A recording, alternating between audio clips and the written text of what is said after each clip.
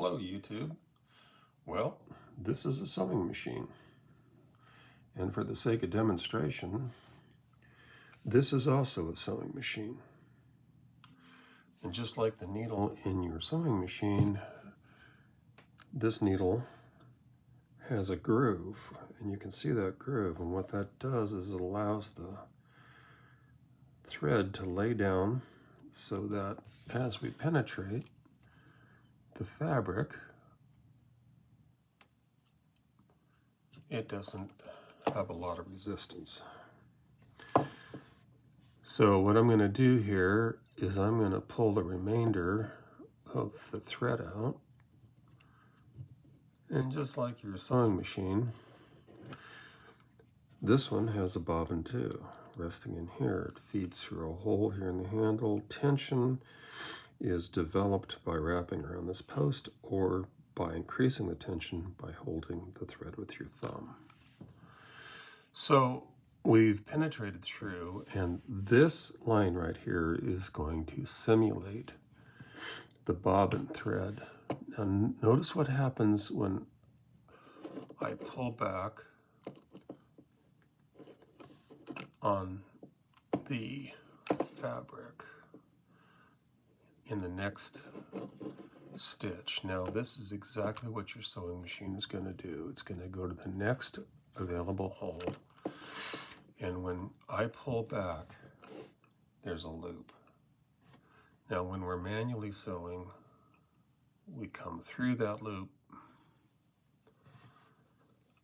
It's our bobbin line, and by holding onto this, we're going to decide how much tension to put on that, and that's a basic stitch. One more time, penetrates through. On the return path, there's a loop created. We simulate the bobbin manually by pulling the line through. Also, that's what your hook and crab do in here. And we have another stitch. So that is the basic theory of how a sewing machine works. So this is the machine that I'm working on, and the problem I've been having with this machine is that it would continually fail on the bobbin side of the fabric when it was sewing. So let's take this apart. Out comes the cage, bobbin, and here is the crab. And this does the same thing on the back side of the fabric as I was doing with the manual sewing awl. And what's supposed to happen here is that when the needle comes down, this bar, according to everything I can find online, is supposed to be horizontal. Well, it wasn't. In fact, it was more like about like that. So what needs to happen, let me run this needle back up and put this crab back in. Hopefully I have it right. So you can see there's a hook right here. Let me try to get that just a little bit closer. And when the needle comes up, just like on the manual sewing awl, there's going to be a loop. And that hook, the timing of that hook, you can just, let me get that hook right there.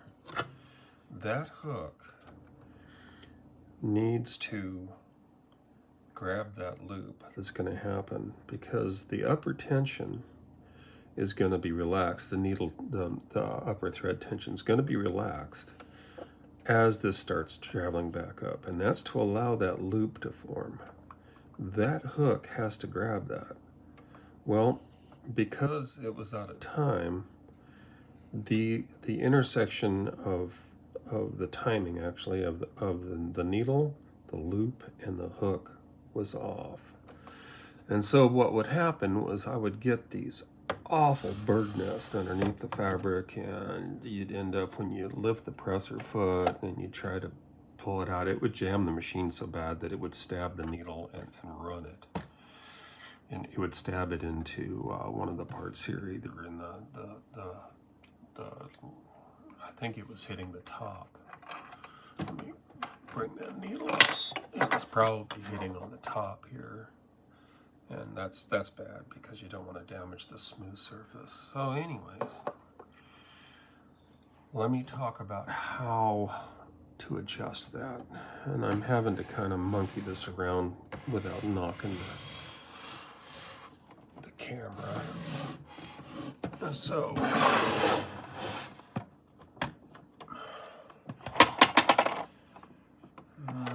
let's see here. I got a light here, hopefully it won't cause too much. Okay, what you don't want to do is you don't want to mess with this one. You don't want to loosen what that is. That just keeps it retained. What you do want to mess with is you want to mess with this one and this one.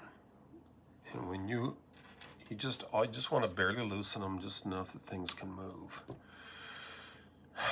Unfortunately, in the case of this Allen right here, and it may be different on different machines, but this one I think is a 2.5 millimeter. That one, unfortunately, is positioned so that it is very hard to get in with an Allen wrench because this is in the way. I got too big of, I guess maybe it's a 3 millimeter. Anyways, you'll be able to figure that out. So it's hard to get a hold of this one. You can just barely get enough of a grip to loosen it. This one is much easier, of course. So it's just a part of the design that we have to deal with. I didn't have to remove this bar or anything to get it done. I was able to get it done just by wiggling around in there. You could possibly have somebody bend the tip of an Allen, but be careful because they're tempered and it would take heat to bend it and you might ruin the Allen wrench. But anyways, I was able to get it. And when I did get it loose,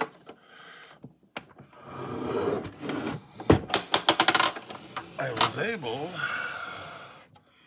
to come in here and change this adjustment. Now, it was about like that. And where it needs to be is like that. Now, that's according, I can't get my hands on an official Singer service manual for this particular model. But everything that I could find from anybody posting videos about this indicated that that has to be. So the next step is for me to test it. And all I had to do to get access here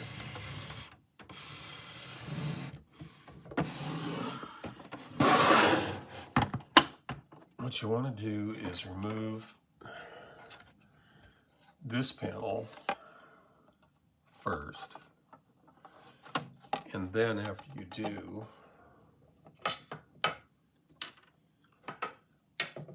this panel will come off. So the reverse is to install this little panel up. Sorry, I wasn't watching carefully enough on the monitor. So you remove this one first, and then this one can come off. And where it goes is it's your cover for the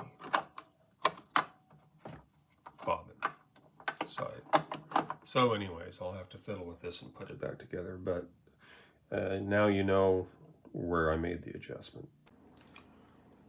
So I've rethreaded the machine with just some standard all-purpose thread. I've got a 9014 needle in there, and this is insulated fabric from an old shirt, and I needed to make some rags for painting. So what I'm going to do is I've got it at about the top of the normal tension range. That might not be enough.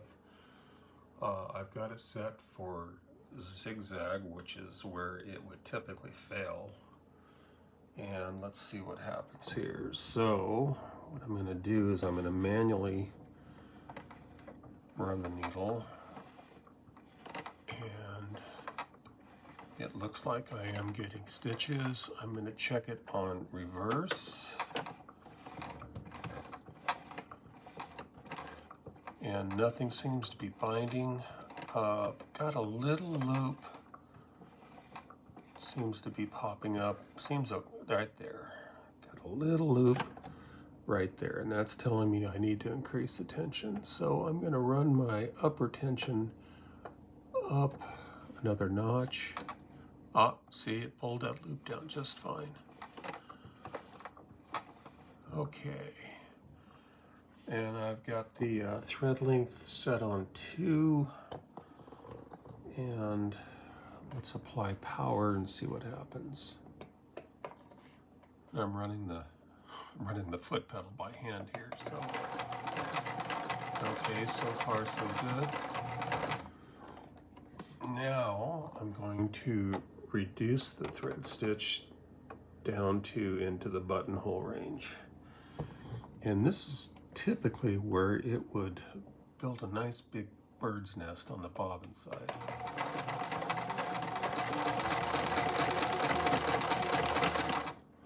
So far so good.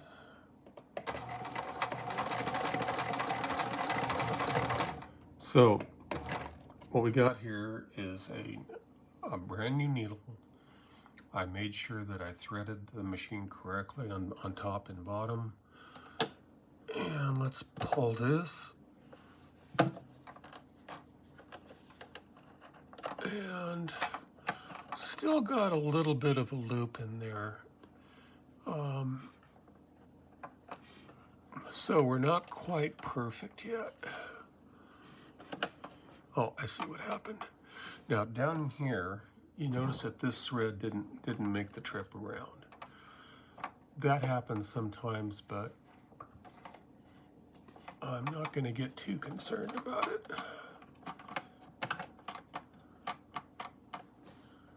So let's, okay. Yeah, the tension's about right now.